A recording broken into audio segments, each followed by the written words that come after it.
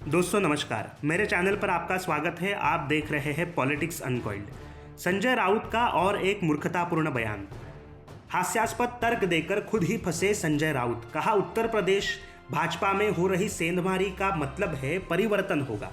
दोस्तों, महाराष्ट्र में जनमत की चोरी में पवार का साथ देकर महाराष्ट्र में लोगों ने नकार दी हुई हारी हुई पार्टियों के साथ जाकर सरकार बनाने वाले संजय राउत ने स्वामी प्रसाद मौर्य के इस्तीफे के बाद उत्तर प्रदेश में परिवर्तन होने की मूर्खतापूर्ण बात कही है। राउत ने उत्तर प्रदेश में परिवर्तन होने की बात कहते हुए ये तर्क दिया कि अगर भाजपा फिर से सत्ता में आने वाली होती तो इस तरह से मौर्य का इस्तीफा नहीं होता। विधानसभा सदस्य मंत्री इस्तीफा दे रहे हैं, मतलब उत्तर प्रदेश में परिवर्तन होने जा रहा है। ऐसा हास्यास्पद तर्क मूर्खतापूर्ण बयानों के लिए जाने जाने वाले संजय राउत ही दे सकते हैं।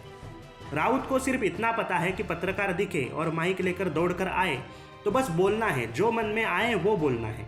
क्योंकि राउत भी जानते हैं कि पत्रकार मुझसे और कोई सवाल नहीं करेगा। लेकिन राउत साहब बिके हुए पत्रकारों को बाइट देते रहे आप, लेकिन सुनने वाली जनता मूर्ख नहीं है। लोगों के दिमाग में ये जरूर आया होगा कि अगर इस्तीफे होने पर वह पार्टी सत्ता में वापस लौटती नहीं है, ऐसा आपका तर्क है, तो फिर तो 2019 के महाराष्ट्र विधानसभा चुनाव में दर्जनों नेता पवार की पार्टी छोड़कर भाजपा में आए थे। कांग्रेस छोड़कर भी कई लोग भाजपा में आए, लेकिन हुआ क्या? इतने लोगों ने कांग्रेस एनसीपी का साथ छोड़ा कि भाजपा में मेगा भर्ती हो रही है, ऐसा भी कहा गया। एक तो भाजपा ने जो दावा किया 200 से ज़्यादा सीटें आएंगी, उतनी तो आई ही नहीं। और दूसरी चीज़, नेता पार्टी छोड़े तो परिवर्तन होने का तर्क सही है, तो भाजपा सत्ता में क्यों नहीं लौटी? आपके हिसाब से सत्ता में लौटने वाली पार्टी को नेता नहीं त्यागते। उल्टा महाराष्ट्र में सत्ता में तो वह लौटे जिन्हें अनाथ करके आधी पार्टी भाजपा में समा गई थी, ऐसे लोग सत्ता में लौटे। ऐसा बयान देकर आप खुद ही आपने जो महाराष्ट्र में कुनबा जमाया है और सत्ता बनाई है उस पर प्रश्न चिन्ह लगा रहे हैं। लेकिन ना राउत ये समझते हैं और ना बिके हुए पत्रकार। और वही पश्चिम बंगाल में क्या हुआ? वहाँ पर तो ममता बनर्जी के राइट हैंड लेफ्ट हैंड तक भारतीय जनता पार्टी में आए थे। मुकुल राय से लेकर शुभेंदु अधिकारी तक दर्जनों लोग टीएमसी छोड़कर भारतीय जनता पार्टी में आए थे। आपका तर्क सही माने तो भारतीय जनता पार्टी बहुत बड़े बहुमत के साथ पश्चिम बंगाल में सत्ता में आनी चाहिए थी। क्योंकि आप इतनी सी सेंधमारी अभी उत्तर प्रदेश में हो रही है तो सत्ता में परिवर्तन आने की बात कह रहे हैं, तो वहाँ पर तो ममता बनर्जी के सबसे करीबी साथी भारतीय जनता पार्टी में आए थे, तो वहाँ पर भाजपा सत्ता में क्यों नहीं आई?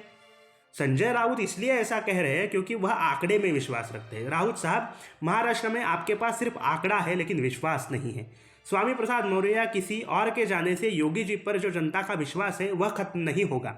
बाला साहब के नाम पर वोट लेने वाली शिवसेना और सहकारिता के जरिए लोगों को बंधक बनाकर वोट पाने वाले पवार विश्वास का मतलब क्या जाने? संजय राउत बेचारे गोवा में महाविकास अघाड़ी करने की बात कह रहे थे तो कांग्रेस ने ना कर दिया और राउत के मंसूबों पर पानी फेर दिया। राउत बेचारे दिल्ली जाकर राहुल गांधी के सीढ़ियों पर एड़ियां रगड़ रहे हैं और फिर गोवा में गठबंधन करने के लिए मना नहीं पाए, इतना सब करके भी। और ऐसे थके हारे राउत अनर्गल बयानबाजी में मस्त है। शिवसेना उत्तर प्रदेश में 50 सीटें लड़ रही है और पवार की पार्टी के साथ गोवा में भी चुनाव लड़ रही है। बीएमसी समेत महापालिकाओं के चुनाव सर पर है। महाराष्ट्र में राज्य में सरकार के नाम पर सर्कस चल रही है, तो पवार उत्तर प्रदेश में सत्ता में आने की बात कर रहे हैं। गजब है। खुद के पैरों तले क्या चल रहा है वह पहले देखिए आप, बाकी तो भगवान ही बचाए ऐसे महानुभावों को। तो देखते हैं आगे क्या होता है। ऐसे वीडियोस के लिए मेरे चैनल को सब्सक्राइब करें, वीडियो को लाइक और शेयर ज़रूर करें, साथ ही साथ बेल आइकन को क्लिक करें ताकि आपको आने वाले अपडेट्स मिलते रहें। धन्यवाद।